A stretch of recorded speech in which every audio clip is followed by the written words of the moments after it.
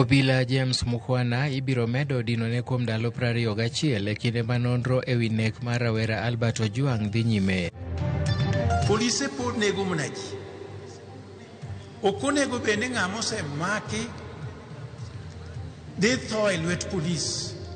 Emomiyo wakwayo president ni nyaka owinj gik ma jopiny wacho. Jodolo ma kanisa mag Anglican ma Nyanza owuok oko mar kwede okang' mamalo teko mathoth mobila tiyo godo kuom jopiny. Sasa hiyo nikiwatolea lisiti zote wataki kuziona. Wataki kuangalia lisiti, wataki, wanasema wana time, wametumwa. Sasa hiyo kufika napata vitu zishatolewa nje, zimebebwa. Jodak ma Buruburu ogolo ywak margi ka giwacho ni sirikal ma kaunti ma Nairobi tiyo gi jonjore e darogi e utegi gi thuon.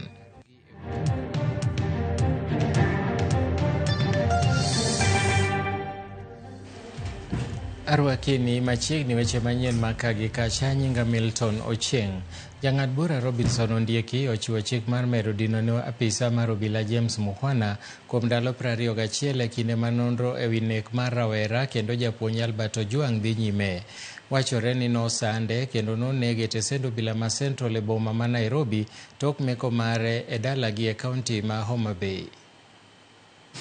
I am strongly persuaded that this is a public interest case that warrants this court to limit the respondent's right to liberty under Article 24(1)(e) of the Constitution.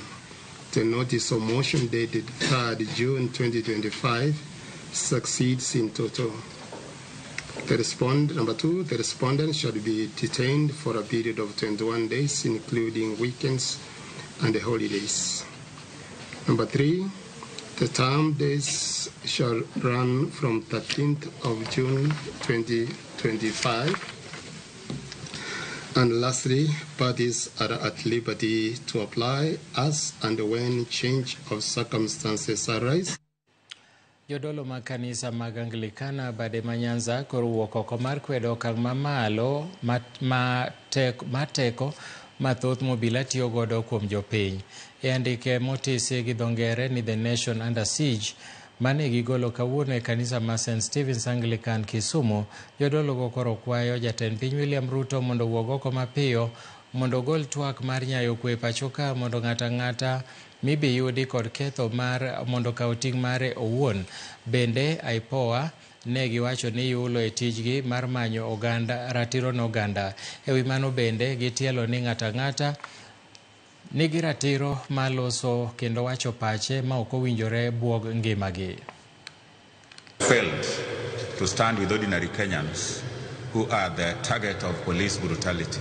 IPOA has failed Kenyans, and it is seen as a toothless dog that can't bite but can talk louder enough to confuse the nation that it is working. Kaluwore gi weche madhi nyime e piny masani, moloyo nek matimore oyaye ma polise tiyo gi bunde mana ka gima bunde gin katunja ma ginyalo nego ga ng'ato sasa ma giparo. Ker ma piny wanyiso ni owe ninda ming'a.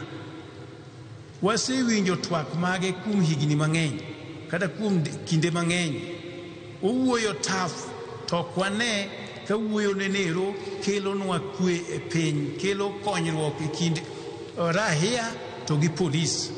Polise pod nego mana ji. Ok onego bende ng'ama osemaki dhi tho e lwet polis. Emomiyo wakwayo president ni nyaka owinj gik ma jopiny wacho mondo polise ma osebedo motogi e ki ogolgi oko mondo rahia obedie gi kwe. Ng'ato ka ng'ato nigi haki ne mar wacho kaka owinjo. Kama owinjo ka idhiye en gi haki mar wuoye. Omiyo gimoro tinde nitie ni social media en e platform ma rahia nyalo wuoye, ng'ato nyalo wacho gi kaka owinje. To gima wachako wacho kendo ni social media ng'eny bende ji osetiyo kode marach mar yanyo jowetegi. Omiyo wakwayo ni kata wanyiso jo sirkal nowe jo Kenya thuolo tawanyiso jo Kenya jopiny gibende giti gi social media e yo maber. Jotend din ma josalam mawuok e Omar Okak okwedo nek mosebedo kadhi nyime pachoka kaachiel gi medruok mag timbe njore e kinde ma jopiny nitiere ng'anyo margi. Kane giwuoyo Kapsabet gikwayo jatend piny William Ruto mondo chuo komiti mabiro nono kendo neno ni arita kod riwruok oganda omi maino e pachoka.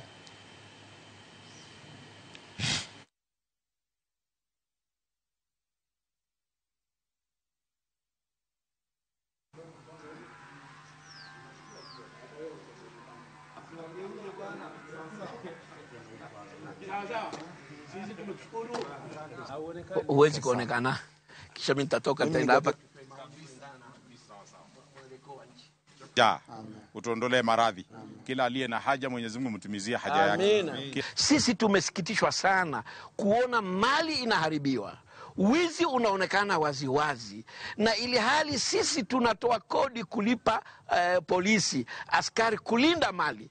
La kutusikitisha zaidi imekuwa ni kinyume. Watu wanakuja na vijana wanakuja na mipini, wanasema wanakuja kulinda biashara zisiharibiwe, na tunavyojua sisi polisi ndio jukumu lao ya kulinda mali na maisha ya Wakenya.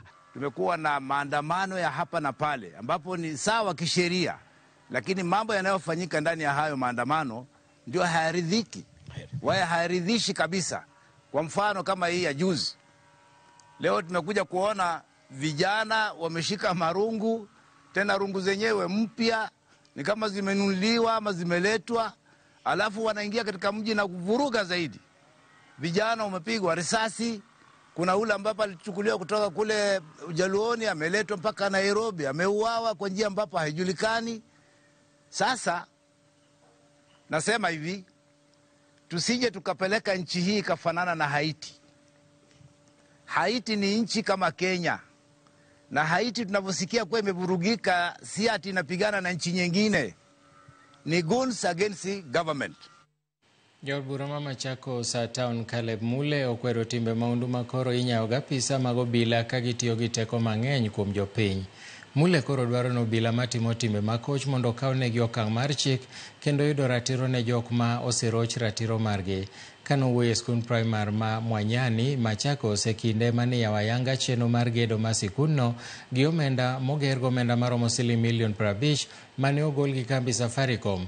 Mule nolero buok mare e wi nek mar Albert Ojwang kod hiny marach gi magina jang'anyo mane uso abuog rombe komedo ni chal ni luwo chik osetamo obila.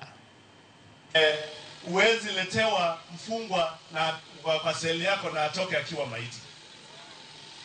Alifanya nini hapo ndani? Hapa rais wetu ambaye tunampenda sana, William Samoei Ruto. Watu ambao wanaharibu jina na wanaharibu serikali, usisite kuweka kando. Jodak ma Buruburu e ward ma Harambee ogolo ywak margi ka giwacho ni sirikal mar kaunti ma Nairobi notiyo gi jonjore ma darogi e ute ma bende gin mago mag ten kaunti no. Gikwedo mager kaka nodargi ka giwacho ni mwandugi mathoth nokethore ka moko bende nokwal. Moko kuom jogo mosedak kanyo kuom higni buora wacho ni kata bed ni gope ma ibandhogi gisechulo to pod giyudore mana kama rach kod sirikal mar kaunti. MCA ma Harambee Anthony Kimemia owacho ni temo loso gi Gavana Johnson Sakaja osegore e Luanda ka koro dwaro ni Sakaja mondo donjre wachno kendo gol oko apisa mitudo gi mibadhi.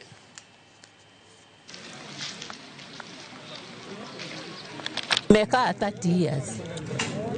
Huyu alikuja hapa akiwa mtoto. Ni son wangu, second born. Wangewacha tulipe ama watupatie hiyo pay plan.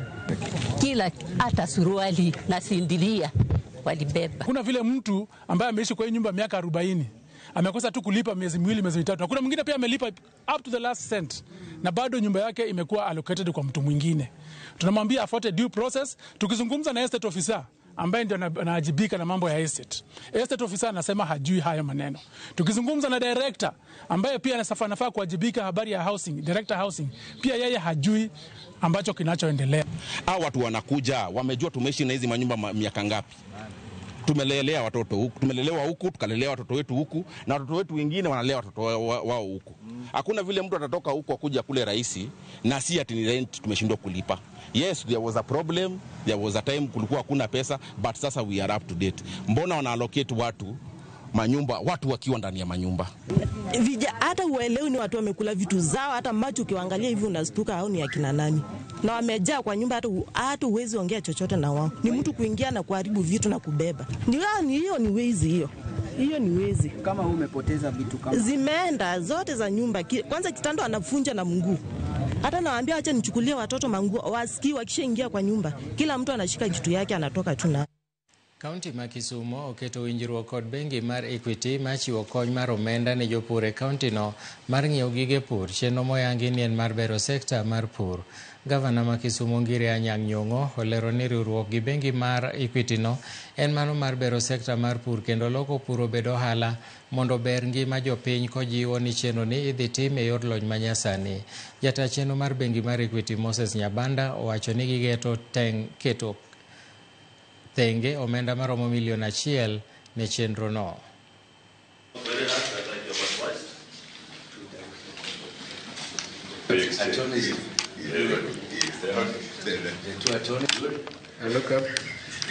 Sani wadwa pesa monyalo miyo jopur manie Luo Nyanza ka kata manie Kisumu County maginyalo puro mondo gibed gi mich maber.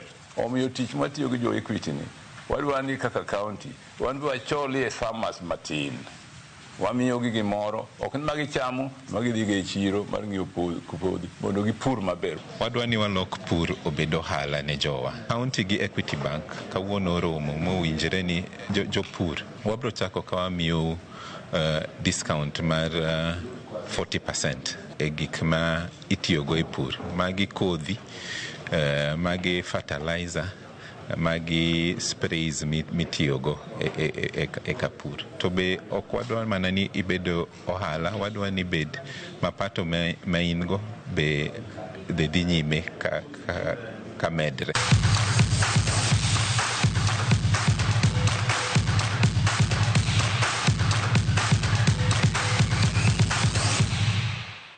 Jatugo Lionel Messi nologo gol achiel kendo konyo klab mar Inter Miami wuok chien kendo loyo klab mar Porto gonde 2-1 e tuke ma kilepe madhi nyime e piny Amerika. Shown that way to this point. Vieira